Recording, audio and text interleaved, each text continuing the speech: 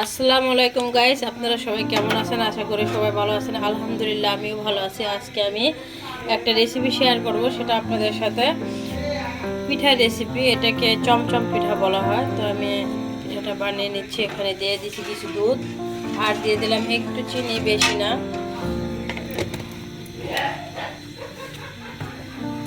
এটাকে ভালো করে আমি একটু গলায় নিয়ে এটার মাঝে দিয়ে দেবো একটু লবণ, দিয়ে দিলাম একটু লবণ স্বাদ মতো।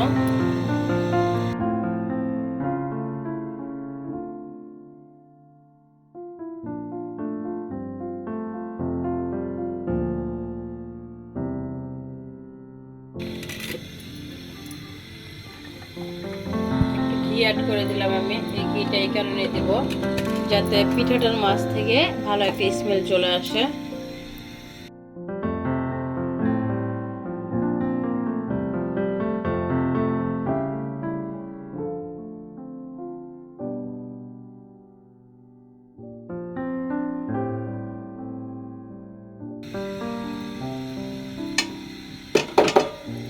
আমি অল্প একটু নারকেল কুচি দিয়ে দিলাম, দেখতে পারতেছেন, কারণ নারকেল ছাড়া আমার কোনো পিঠাই ভালো লাগে না। যে পিঠাতে নারকেল নাও দেওয়া যায় আমি সেটাতেও নারকেল দেই। তো গাইস, আমি এই পিঠাটা বানাবো একটা চালের গুঁড়ি দিয়ে। আপনারা চাইলে এটাকে ময়দা দিয়েও বানাতে পারেন, বাট আমার কাছে চালের গুঁড়িটা মনে হলো দিলে ভালো হবে, কারণ ময়দাতে শেপ আনা যায় না।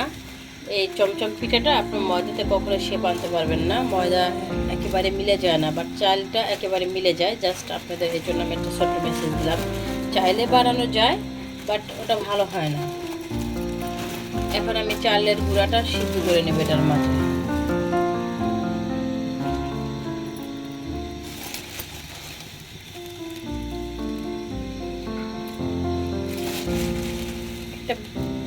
এটাকে ভালো করে সিদ্ধ করবেন, ভালো করে সিদ্ধ করে এটা একটা ডো তৈরি করে নেবেন আপনি।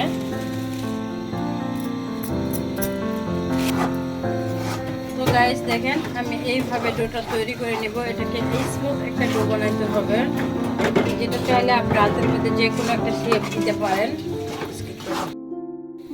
ডোটা আর আমার পানিটা আরেকটু টানাতে হবে।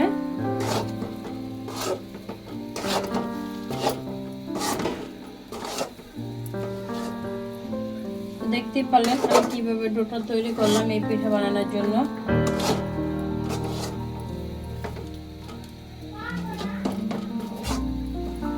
এভাবে আপনি সুন্দর করে শুকিয়ে নেবেন। হয়ে গেছে আমার আটা লাগানো। আমি ডোটাকে সুন্দর করে আর একটু ঘি হাতে মেখে একটু ঘি দিয়ে এটাকে ভালো করে মথে নিলাম। তো এটাকে ঘিটা এই জন্য মাখবেন যাতে এটা আপনি যখন পিঠাটা বানাবেন তখন ড্রাই না হয়ে যায়, এটা যাতে সফট থাকে, এই জন্য আপনি ঘিটা মেখে নেবেন। তো আমার ডোটা দেখেন সুন্দর কমপ্লিট হয়ে গেছে। আমি এটাকে ভালো মতো করে নিয়েছি, মথে নিয়েছি। তো দেখেন কতটা সফট হয়েছে আমার ডোটা। সো আপনারা যখন বানাবেন জাস্ট এরকম সফট করার চেষ্টা করবেন, তাহলে আপনার পিঠাটা বানাইতে ঝামেলা হবে না।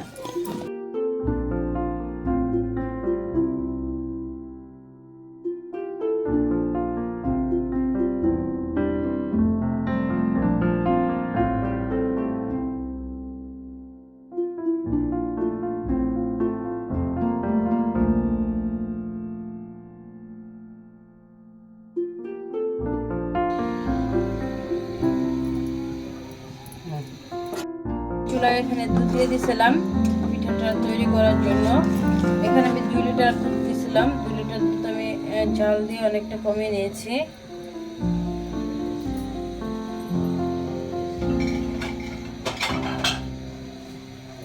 দুধের মাঝে আমি দিয়েছিলাম 4-5টা এলাচির গুঁড়া ফাটায়া, বাট এটা আমি এখন তুলে নেব।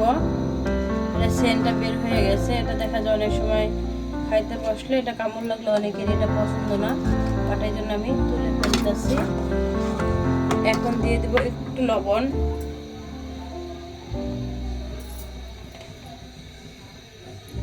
একটু লবণ, যেহেতু আমি আটার ভিতরে লবণ দিচ্ছি সেই জন্য লবণটা কম দিলাম।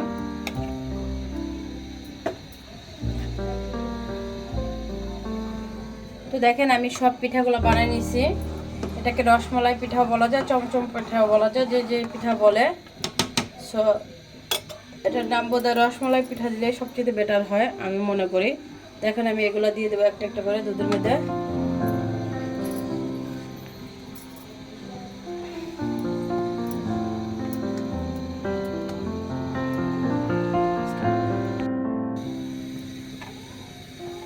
তো গাইস দেখেন আমি সব পিঠাগুলো দিয়ে দিছি। এবার আমি দিব সামান্য একটু নারকেল, যেটা না দিলেও হয় বাট আমার হয় না, সো আমি দিচ্ছি। আপনারা না চাইলে এটাকে স্কিপ করতে পারেন যারা নারকেল পছন্দ করেন না। সো আমার নারকেল না দিলে হয় না। নারকেল হচ্ছে আমার সবচেয়ে প্রিয় একটা ফল, তো আমি এই জন্য দিচ্ছি। আপনারা যদি না চান যে স্কিপ করবেন, ওকে ফাইন, স্কিপ করতে পারেন। আমি এখন এটা দিয়ে ভালো করে এটা বলক আসা পর্যন্ত অপেক্ষা করব। দেখেন আমার পিঠাগুলো কিন্তু সিদ্ধ হয়ে গেছে, উপরের দিকে দেখেন ফুলে ফুলে উঠেছে, বড় হয়ে গেছে কিন্তু পিঠাগুলো। তো আমি এখানে 1 চামচের মতো ঘি দিয়ে দেব। ঘিটা অবশ্যই অ্যাড করার চেষ্টা করবেন, সেটা যদি ভালো মানের ঘি হয় তাহলে সবচেয়ে বেস্ট হবে, ঘ্রাণটা পারফেক্ট থাকবে। তো এবার আমি যেটা দিয়ে দেবো সেটা হয়েছে আমি এখানে খেজুরের গুড় জাল করে এটাকে জাল করে নিয়েছি। তার একটাই কারণ অনেক সময় দেখা যায় খেজুরের গুড়টা আপনার দিলে দুধটা ফেটে যায়। তো এই জন্য গুড়টা যখন আপনি এভাবে জাল করে একটু কুচি করে পানি দিয়ে কিছুক্ষণ জাল করে নেবেন তাহলে এটা আর হয় না।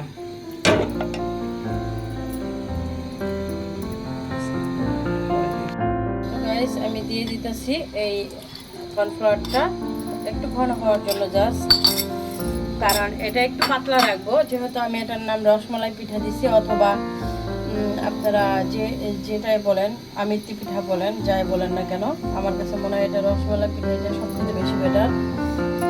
এখন দিয়ে দেবো আমি গুড়টা,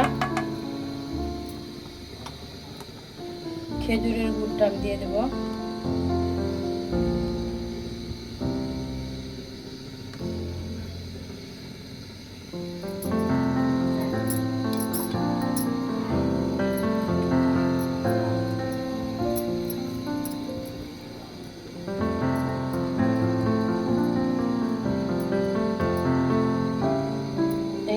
এভাবে জাল দিয়ে দেওয়ার চেষ্টা করবেন, তাহলে আপনার দুধটা নষ্ট হবে না, দুধটা ভালো থাকবে।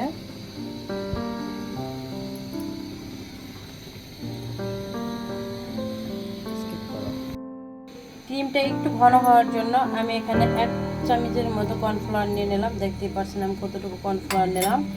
এটাকে আমি একটু পানি দিয়ে ভালো করে গুলায়া তারপর দিব, একটু ঘন হওয়ার জন্য, জাস্ট ক্রিমটা যাতে একটু ঘন ঘন হয় এই জন্য।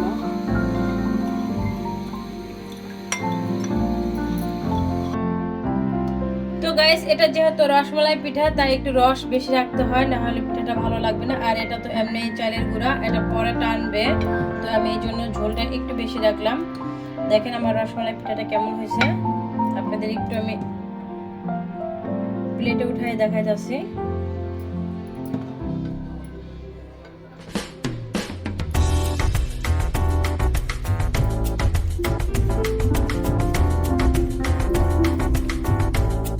তো গাইস আমার রসমালাই পিঠাটা কেমন হলো বলবেন, যদি ভালো লাগে আপনারা এভাবে একবার বানিয়ে খাবেন, একবার হলো বানিয়ে খাবেন এই শীতে, এটা অনেক স্বাদ।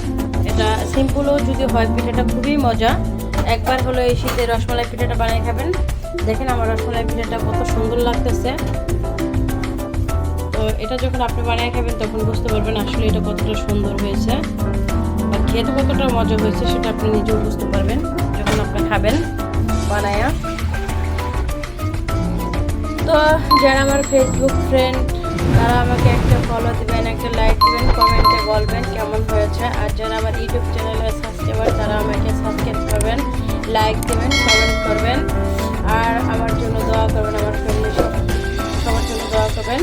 আমি আপনাদের সবার জন্য দোয়া করি আপনারা সবাই ভালো থাকেন। আমার ফ্রেন্ড বা ফ্রেন্ডের বাড়া যারা হোক না কেন আমি সকলের জন্য দোয়া করি সবাই যাতে ভালো থাকে। তো আজকের ভিডিওটা এই পর্যন্ত ছিল, ভালো থাকবেন, আল্লাহ হাফেজ। আর পরবর্তী ভিডিওর জন্য অপেক্ষা করবেন।